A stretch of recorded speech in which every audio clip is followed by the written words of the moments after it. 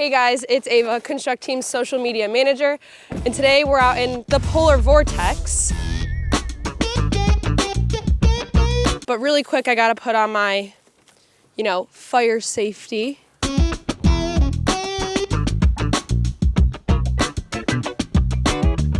Ken, where are you? Hey, how do I look? How's it going? Oh, look at you, you got your mask on. I came in this morning, the HEPAs have been running all weekend. So I changed out the pre-filters. What they're doing is they're cleaning the air quality, right?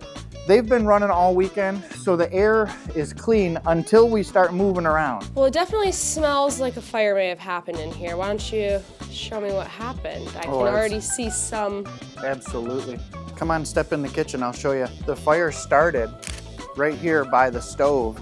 It's either the stove or the hood vent. So the homeowner signed us, and the fire happened 7 to 10 days before we signed it. Wow. And all the information I had from her was that the fire department or maybe somebody turned the water off, but they didn't winterize the house. So when we first got here, everything was frozen like a brick. I can imagine. It's been First things first. We get electric in, some lighting.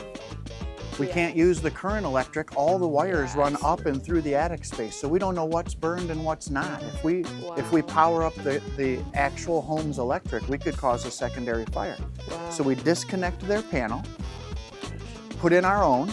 This is the homeowner's original panel, and it gets disconnected, and they take all the wiring and run a new panel to provide temp electric, some air movers to circulate the heat. This is a temporary heater for the basement. It lets all the heat rise up through the floorboards. All the plumbing lines are in the ceiling here of the basement. Wow. So everything gets thawed out when you put this little bit of heat in.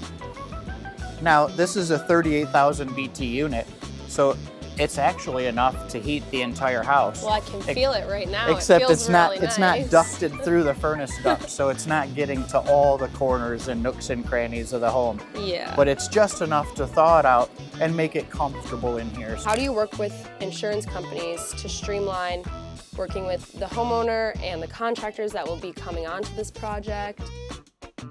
Whenever you have a fire like this, there's really no streamlining it. You know what I mean? You have a specific set of steps that you have to take in the beginning to protect the property from any secondary damages. And we've done that. We got it winterized, we got the heat on, we got some temp electric going. Now it's a matter of evaluating their personal contents.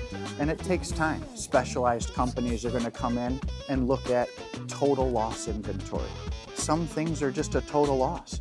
We have the textiles company and the electronics company coming to take a look at things, and what they're going to do is they're going to identify the difference of whether it can be cleaned and restored versus just replaced.